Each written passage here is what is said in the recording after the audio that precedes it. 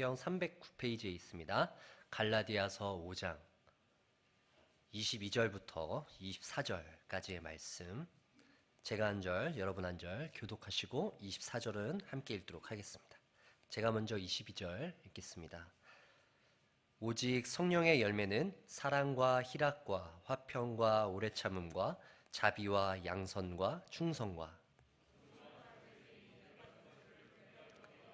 함께 읽겠습니다. 그리스도 예수의 사람들은 육체와 함께 그 정욕과 탐심을 십자가에 못 박았느니라. 아멘. 오늘은 성령의 열매 중에서 희락을 좀 살펴보려고 합니다. 우리가 성령의 열매는 9가지다라고 알고 있는데요. 제가 설교를 하면서 여러분들이 제 설교의 모든 것들은 잊어버리셔도 성령의 열매는 9개가 아니라 하나다라는 것만 기억해 주시면 좋을 것 같습니다. 왜냐하면 그게 너무나 중요한 이유가 있는데요. 성령 안에서 거하는 성도들의 모습 가운데 반드시 나타나야 할 모습은 바로 이 성령의 열매입니다. 이 9가지 중에 어느 것 하나 또 버릴 수 없이 모두 다 소중한 것이고요. 이 모든 것이 하나라는 것을 우리가 기억해야 한다는 것인데요.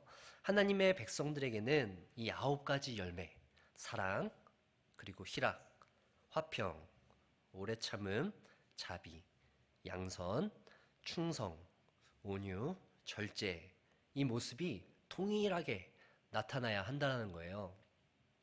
각각의 이 덕목들은 성령의 충만함 가운데에서 성령의 임재하심을 따라 성령님께서 우리를 인도해 가시는 대로 따라갈 때 우리에게서 나타나는 덕목들입니다. 인위적으로 우리가 이 덕목들을 개발시켜 나갈 수는 있겠지만 중요한 것은 이 모든 덕목들 가운데 성령의 임재하심이 가장 중요하다는 것이죠. 우리의 어떤 기질이나 성품에 따라서 주어지는 것이 아니라는 겁니다. 성령님께서 그 열매들을 거두게 하실 때 우리는 이 성령의 열매들을 거둘 수 있습니다. 이 성령의 열매들 앞쪽 본문 앞에 보시면 이 육체의 소욕과 관련된 덕목들도 등장하고 있습니다. 음행이 있고요. 더러운 것과 호색과 우상숭배, 또 주술 등등등 이렇게 육체의 소욕을 따라갈 때 생기는 덕목들이 나타나고 반면에 성령의 인도하심을 따라갈 때 나타나는 덕목들이 성령의 열매로 기록되어져 있는 것이죠. 이 육체의 소욕과 비교하여 이 성령의 소욕대로 살아가는 사람들은 더 이상 자신의 욕심대로 살아가는 사람들이 아니라 예수 그리스도의 십자가만을 붙잡고 살아가는 사람들입니다. 그런 사람들에게 나타나는 게 뭐라고요? 바로 성령의 열매라는 것이죠. 자, 그렇다면 이제 이 성령의 열매 중에서 그 한 가지 측면인 별개의 하나가 아닙니다. 하나의 성령의 열매 안에서 한 가지의 이 측면인 희락을 좀 살펴보려고 하는데요. 이 희락은 우리나라 말로 기쁨과 같은 의미를 가지고 있는데요. 제가 오늘 설교를 통해서 먼저 한 가지 전달드리고 싶은 주제는 이 기쁨, 희락은 고통과 맞닿아 있다라는 것입니다. 다시 한번요. 이 기쁨은 어떻다고요? 고통과 맞닿아 있다라는 것입니다. 말씀드렸다시피 하나의 성령의 열매는 여러 가지 측면이 있다 그랬는데 그 중에 하나가 희락이었어요. 근데 이 희락이라는 단어와 동일한 헬라어 단어가 마태복음 2장 9절에서 10절에도 쓰였는데요. 제가 읽어드릴게요. 박사들이 왕의 말을 듣고 갈새 동방에서 보던 그 별이 문득 앞서 인도하여 가다가 악이 있는 곳 위에 머물러 서 있는지라. 그들이 별을 보고 매우 크게 기뻐하더라. 동방의 박사들이 별을 쫓아서 오다가 어느 순간 그 별이 멈추어져 있다는 것이죠. 그리고 그 별이 멈추어진 곳으로 가보니까 아기 예수가 태어난 그 곳이었다는 거예요. 그래서 그들이 거기에서 멈추어진 그 별을 보고 어떻게 했다고요? 매우 크게 기뻐하더라. 성령의 열매인 이 희락은 바로 이러한 기쁨을 의미하는 겁니다. 우리 성도들은 신앙생활 하면서 이 기쁨을 가지고 살아가야 합니다. 단지 기쁨은 우리 성도들에게만 허락된 것은 아니에요. 교회를 다니지 않는 사람들도 여러 가지 이유로 기뻐해야 될 이유가 많이 있습니다. 심지어는 굉장히 기쁨을 가지고 살아가는 사람들 중에서는 전혀 신앙적이지 않은 이유로 인해서도 크게 기뻐하죠. 자신들이 노력한 대로 열매를 맺었기 때문이에요. 자신이 수고한 결과로 찾아온 어떤 보상들, 그것들을 누릴 수 있는 것이죠. 충분히 가능한 것입니다. 그렇다면 그들이 누리는 그 기쁨과 우리가 누리는 그 기쁨, 차이가 무엇일까요? 성령의 열매에서 말하는 이 희락, 이 기쁨은 과연 일반적으로 사람들이 누리고 있는 그 기쁨과 동일한지 생각해 보시길 바랍니다. 결론부터 말씀드리자면 우리가 알고 있는 이 기쁨, 성령의 열매가 말하고 있는 이 기쁨, 희락은 그들이 말하고 있는 기쁨과는 다르다는 것이죠. 제가 성경 구절 중에서 굉장히 좋아하는 구절이 있는데요. 시편 4편 7절 말씀이에요. 주께서 내 마음에 두신 기쁨은 그들의 곡식과 포도주가 풍성할 때보다 더하니이다. 자, 주님께서 내 마음에 두신 기쁨은 그들은 누굽니까? 예, 이 시편 기자는 아닌 것 같아요. 이 시를 기록한 사람들은 아니고 그 다른 사람들이 곡식과 포도주가 풍성할 때 누리는 그 기쁨보다 더하다라는 것이죠. 하나님께서 그 시를 기록한 그 사람의 마음에 두신 기쁨이요. 우리는 세상에 살면서 우리가 거두는 곡식, 우리가 수고한 열매들을 맺을 때 우리는 더할 나위 없이 기뻐합니다. 하지만 이 모든 기쁨들을 합쳐도 주님께서 우리의 마음에 두신 그 기쁨보다 클 수 있을까요? 없을까요? 한 번 더 말씀드릴게요.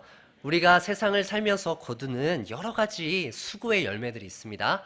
그 모든 것들, 여러분들 평생 동안 여러분들이 거두신 그 모든 수고의 열매들, 노력의 결과들, 그것들을 모두 다 합쳐도 주님께서 내 마음 가운데 두신 그 기쁨보다 그것이 큽니까? 작습니까? 예. 여러분들의 수고를 제가 평가를 이렇게 낮게 하는 게 아닙니다. 너무나 수고하시고 정말 최선을 다해서 살아가시지만 그것들보다 더 위대한 기쁨이 바로 주님이 우리에게 주시는 그 기쁨이라는 것이죠. 하지만 우리는 그 기쁨의 소중함을 잘 느끼지 못하고 살아가는 것 같아요. 왜냐하면 그런 기쁨들, 우리가 세상에서 누리는 그 기쁨들과 하나님께서 주시는 기쁨을 이해하는 것이 크게 다르지 않기 때문이죠. 하나님께서 우리에게 주신 기쁨은 곡식과 포도주가 풍성할 때 오는 그 기쁨과 결론적으로 다른 것이 있다면 그러한 것들은 잠깐 있다가 사라지는 기쁨입니다. 우리를 다시 목마르게 하는 것이죠. 더 큰 기쁨으로, 더 큰 열매들을 거두기 원하는 것입니다. 하지만 주님이 주시는 기쁨은 영원토록 목마르지 아니하는 그러한 기쁨이라는 것이에요. 이 세상의 그 무엇과도 바꿀 수 없는 온전하며 정직한 기쁨이라는 것입니다. 우리가 누리는 기쁨은 어디에 근거해 있냐면요, 하나님의 아들이신 예수 그리스도께서 십자가에서 죽으시고 부활하시고 다시 살아나신 그 행위에 기초한 믿음입니다. 다시 말하자면 그리스도께서 우리를 위해서 죽으셔야지만 우리에게는 구원이 주어지고 그래서 우리는 그로 말미암아 기뻐할 수 있다는 것이죠. 지금 여러분들의 삶을 한번 되돌아보세요. 여러분들의 삶 앞에는 기뻐할 이유보다는 여러분들을 슬프게 할 이유가 더 많습니다. 여러분들을 눈물 짓게 하는 이유가 더 많이 있습니다. 여러분들을 고통에 빠뜨릴 수밖에 없는 이유들이 여러분의 삶 가운데 더 많이 있다는 사실이죠. 그럼에도 불구하고 우리가 기뻐할 수 있는 이유가 무엇입니까? 예수 그리스도께서 그 지신 십자가, 그것을 바라보며 가기 때문에 비록 우리의 삶 가운데 고난과 어려움, 고통이 있을지라도 우리는 기뻐할 수 있는 것입니다. 우리의 모든 죄를 용서해 주시고 하나님께서 그의 유일하신 아들을 이 땅 가운데 보내시며 또 그를 십자가에 내어 달리도록 우리에게 내어주심은 우리를 너무나 사랑하신 그 하나님의 사랑이기 때문이죠. 보잘것없는 우리를 구원하시기 위하여, 하나님의 자녀로 삼으시기 위하여 그 아들을 내어주셨다라는 것입니다. 우리는 반드시 이러한 고통, 슬픔을 지나가야지만 온전한 기쁨을 누릴 수 있습니다. 초대교회의 성도들을 한번 보세요. 그들이 그리스도를 주로 고백했을 때 벌어진 일들이 무엇인가요? 세상에서의 명예입니까? 성공이었나요? 초대교회 성도들이 그리스도가 나의 주님이시다 라고 고백했을 때 그들에게 벌어진 일이 무엇입니까? 고난이 찾아왔어요. 사회에서 배제당했습니다. 핍박을 당했어요. 먹고 살 길이 막막해질 수밖에 없는 현실이었습니다. 사람들의 눈치를 봐야 했어요. 이렇게 떳떳하게 예배를 드릴 수도 없었습니다. 가정집에 모여서 소수의 사람들이 군데군데 떨어져서 예배를 드렸어야 했어요. 그러다가 발각되면 어떻게 됐나요? 끌려갔습니다. 고문당하고요. 신앙을 버리라고 하는 요구도 받았습니다. 심지어 어떤 성도들은 목숨까지도 잃게 되었죠. 사도행전 8장 2절 말씀을 한번 보세요. 경건한 사람들이 스데반을 장사하고 위하여 크게 울더라. 여러분, 스데반이라고 하는 사람, 그가 가졌던 믿음, 얼마나 칭찬받아야 할 믿음입니까?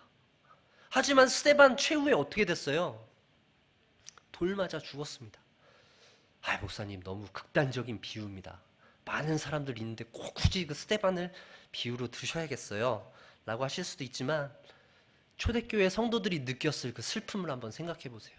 우리들 중에 정말 믿음이 뛰어나다라고 하는 그 사람이 있는데 그 사람이 어느 날 열심히 복음을 전하다 돌 맞아 죽었다라는 거예요. 어떤 하나님의 보호하심도 받지 못하고 그렇게 비참하게 죽음을 맞이했다라는 거예요. 그랬을 때 예수님을 믿는 사람들의 사기가 어땠을까요? 와, 나도 열심히 한번 믿어봐야겠다. 목숨 바쳐봐야겠다. 이랬을까요?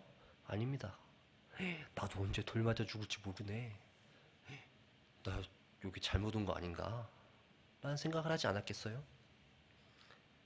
결국 이러한 고통과 슬픔, 좌절과 절망을 통과하지 못하고 우리가 누리는 기쁨들이 있다면 그러한 기쁨들은 오래가지 못합니다.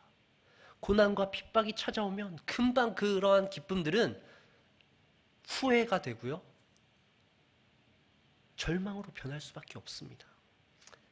하지만 우리가 핍박과 고통, 그 좌절의 터널을 통과한 뒤에 얻는 기쁨들은 온전한 기쁨이 될 수 있다는 것이죠. 성령의 열매를 통해서 거둘 수 있는 희락의 열매가 바로 그러한 것입니다. 우리가 가진 기쁨이 바로 그러한 기쁨입니다. 세상의 포도주와 곡식이 풍성할 때의 기쁨과는 다른 차원의 기쁨이라는 것이죠. 성도들이 누리는 이 기쁨은 바로 우리의 삶 속에서 벌어지는 크고 작은 실패와 실수를 통해서 우리가 하나님의 성품을 더욱더 묵상하고요, 우리의 연약함을 담당하신 그리스도께로 나아가는 그 고통스러운 과정을 통과해야지만 얻을 수 있는 기쁨입니다. 사랑하는 성도 여러분, 우리가 살고 있는 이 세상에서 저녁이 되면 달이 떠오르잖아요. 그 달을 한번 보세요. 저녁마다 이렇게 퇴근하시거나 이제 집으로 귀가하실 때 이제 달을 한번 보시게 되면요, 저희가 평생토록 보고 있는 그 달은 그 달의 앞면만 보고 있습니다. 우리는 그 달의 뒤통수를 절대 볼 수 없어요. 1959년 10월 소련의 무인 탐사선이 카메라로 한번 찍긴 했습니다. 이 달의 뒷면이 너무 보고 싶었던 거죠. 그리고 약 9년 뒤 1968년 12월 미국의 우주선 아폴로 8호 우주선에 탄 비행사들이 달 주위를 돌면서 관찰했습니다. 그들의 눈으로는 보았죠. 하지만 저희는 사진으로밖에 볼 수 없습니다. 2019년 1월 3일 중국의 창어 4호가 달의 뒷면에 도착하기 전까지 인류에서 그 누구도 달의 뒷면에 도착하지 못했어요. 지구와 교신하기가 굉장히 어렵고 또 운석, 충돌구가 너무 많았기 때문입니다. 여러분, 우리가 한평생 동안 달의 안면밖에 볼 수 없다라는 이 사실은 우리가 누리고 있는 이 기쁨과도 관련이 있는 것이죠.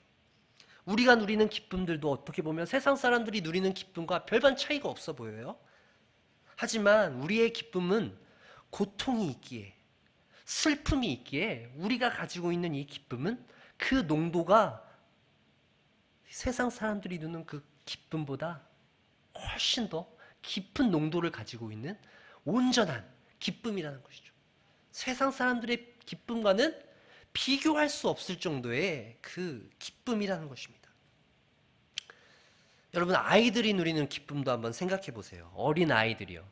갓난쟁이 아이들이 언제 막 까르르 하고 웃나요? 배고플 때 먹을 거 주면 좋아하고요.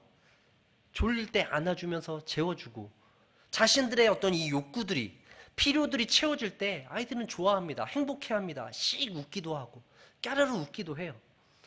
자신들의 어떤 감정과 욕구들이 채워지면 기뻐하는 거예요. 이러한 기쁨들은 단순한 기초적인 기쁨이잖아요. 하지만 우리가 원하는 기쁨은 무엇입니까? 성도님들이 원하는 신앙의 그 기쁨은 과연 어떤 기쁨이냐는 것이죠. 성숙한 사람일수록 우리가 신앙생활을 하면서 우리가 얻고자 하는 이 기쁨은 삶 속에서 우리 앞에 놓여진 여러 고통과 실패들이 놓여 있을지라도 그 앞에서 좌절하는 것이 아니라 그것들을 뛰어넘을 수 있는 힘을 기쁨에서 얻을 때, 그럴 때 우리는 내가 이 기쁨을 얻기 위해서 신앙생활을 하는구나 라고 생각한다는 것입니다. 자, 여기까지 지금 우리는 이 기쁨, 희락은 무엇과 맞닿아 있다고요? 고통과 맞닿아 있다는 사실을 살펴보았습니다. 우리가 누리는 기쁨들은 그리스도의 희생과 죽으심으로 인해서 우리에게 주어지는 것이고, 그리고 우리의 삶 가운데 있는 여러 가지 어려움들이 한데 어울려져서 우리의 기쁨이 충만해질 수 있도록 하나님께서 그렇게 우리에게 성령의 열매로서 이 희락, 기쁨의 열매를 거두게 하신다는 것이죠. 성도의 기쁨은 우리에게서 스스로 출발하는 것이 아니라 하나님에게로부터 온다라는 사실입니다.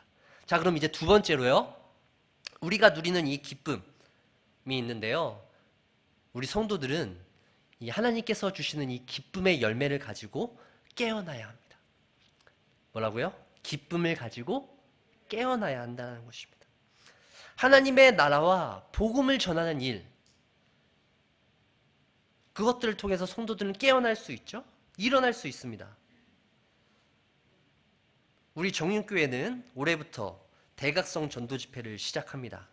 지역 사회에 복음을 전하는 일에 초점을 맞춰서요, 중요한 것은 얼마나 사람들을 많이 데리고 왔냐라는 것에 초점이 있지 않습니다. 복음을 전하는 우리가 먼저 깨어나야 한다는 것이죠. 그들이 듣든지 듣지 아니하든지 우리는 어떻게 해야 되나요? 전해야 합니다. 수단과 방법을 가리지 말고 그들에게 예수 그리스도의 복음을 전해야 하는 것이죠. 그렇게 전함을 통해서 유익을 얻는 것이 누구입니까? 저희죠. 우리가 깨어나는 것입니다.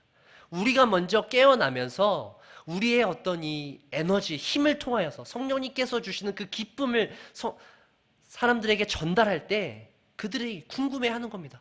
저 사람이 누리고 있는 기쁨은 과연 무엇인가? 뭐 때문에 저 사람은 저렇게 미소를 씩 지으면서 나한테 물티슈를 건네는 것인가? 이런 궁금증을 갖도록 우리가 해야 한다는 것이죠. 여러분, 잠에서 여러분들이 깊은 잠을 자고 있을 때 누군가가 여러분들을 이렇게 깨워줄 때를 한번 생각해 보세요. 아주 부드럽게 천천히 좀 일어나세요 라고 이렇게 깨워주면 좋겠지만, 상황이 또 그렇지 않잖아요. 또 급작스럽게 우리가 막 잠에서 깨어나야 될 상황도 있으니까 막 일어나라고 막 갑자기 막 흔들어 깨우면 어떻게 될까요? 기분이 좋지 않잖아요. 내가 지금 곤하게 자고 있는데 감이 와서 깨우면 기분이 좋지 않을 텐데, 우리가 깨어나야 한다라고 이야기할 때 막 꽹가리를 울리면서 여러분 깨어나야 됩니다 얘기한다라고 해서 깨어나는 것과, 천천히 멀리 보면서 우리가 깨어나야 한다라는 인식을 가지고 한 걸음 한 걸음 걸어 나갈 때 깨어나는 것, 다를 수 있겠죠. 지금 우리는 이 코로나로 인해서 어떤 신앙의 위기를 겪었어요. 어려움을 겪었습니다. 단 한 번도 보지 못한 어떤 신앙의 다른 패턴들을 겪어본 것이잖아요. 자, 이제 다시 일어나야 합니다. 깨어나야 합니다. 알고 있죠. 머리로는 인식하고 있습니다. 그럼 어떻게 우리가 행동해야 하냐는 것이죠. 우리 스스로의 영혼을 각성시키는 것, 깨어나야 한다는 것, 머리로는 알고 있지만 어떻게 깨어나야 될지 모르겠어요 라고 충분히 이야기할 수 있지 않을까요? 제가 설교를 통해서 강조드리고 싶은 이 두 번째 부분이 바로 그것입니다. 여러분들이 다시 깨어나야 할 때, 여러분들이 다시 일어나야 될 때 어떻게 깨어나야 하는 것이죠. 바로 기쁨으로 깨어나야 한다는 것입니다. 여기서의 이 기쁨, 억지로 누군가 깨워서 그냥 할 수 없이 깨어나는 게 아니라 하나님께서 내게 주신 그 기쁨을 따라 자발적으로 깨어나야 한다는 것이죠. 물론 이게 쉽지 않은 일일 것입니다.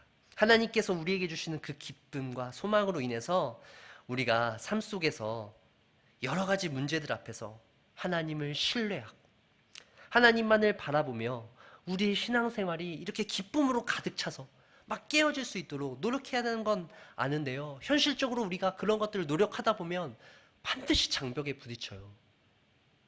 그렇지 않나요? 기쁨을 가지고 살아가려고 하면 우리의 기쁨을 자꾸 빼앗아가려고 하는 일들 많이 있단 말이죠.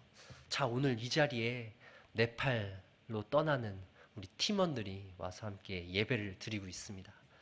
예, 이제 다음 주 주일도 있는데 다음 주는 설날이어서 좀 미리 한 주 땡겨서 저희가 파송 예배를 드리고 있는데요.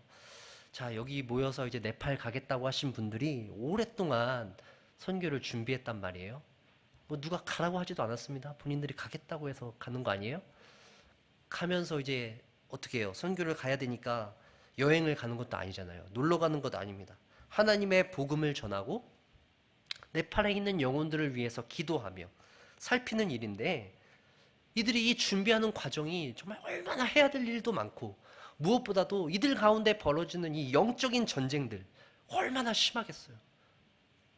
정말 기도도 열심히 하고 또 준비해야 될 것도 많고, 정말 이걸 막 기쁘면서 막 하하하하 하면서 준비하기는 많이 어렵다는 거죠. 너무 힘든 일이라는 거예요. 선교비를 마련해야 하고요. 필요한 물품들도 막 구해야 됩니다. 성도님들한테 막 달라고도 하고, 또 준비해야 될 것도 환전도 해야 되고, 또 선교지의 일정들과 우리가 출발하는 일정도 여러 가지들 이렇게 준비해야 될 것들이 너무나 많아요. 이 모든 과정들이 기쁠 수만은 없다라는 것이죠. 너무 힘들 거 아니에요. 하지만 그런 모든 과정들을 통과해야지만 어떻게 되나요? 그 선교를 통해서 얻을 수 있는 그 기쁨, 그것을 누릴 수 있는 것이에요. 만약에 그런 과정을 참여하지 않고 그냥 팔짱 끼고 있다가 선교만 갔다 온다고 하면 그러한 기쁨을 온전히 누릴 수 없겠죠. 하나님께서는 그러한 모든 순간들을 사용하셔서 우리가 하나님과 교제하게 하시고 우리에게 더욱더 큰 기쁨을 주시도록 하나님께서는 그러한 방법으로 우리를 인도하십니다. 삶의 고통과 어려움들을 통해서요. 성도들이 이 세상에 살아갈 때도 마찬가지죠. 우리가 누려야 하는 기쁨들, 고통과 좌절 반드시 지나가야만 합니다. 그런 일 없이는 우리가 온전히 기쁨을 누릴 수 없어요. 피상적이고 부분적인 기쁨입니다.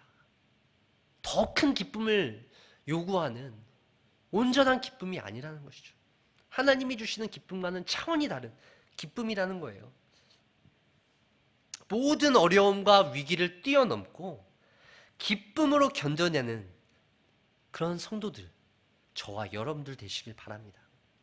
겉으로 볼 때 항상 미소를 짓고 있고 막 기뻐하는 모습을 나타내야지만 우리 가운데 기쁨이 충만한 것이 아니라, 비록 우리의 겉모습은 후패해 갈지라도 삶 속에서 오는 여러 가지 고난으로 인하여서 낭망하고 좌절해서 교회 올 때 어깨가 막 축 처져 있고 막 표정은 일그러져 있을지라도 그의 내면 가운데 하나님께서 주시는 그 기쁨이 있다면, 그 누구도 빼앗을 수 없는 그 기쁨이 있다면, 그것이 바로 성도가 거두고 있는 성령의 열매, 희락, 기쁨이라는 것입니다.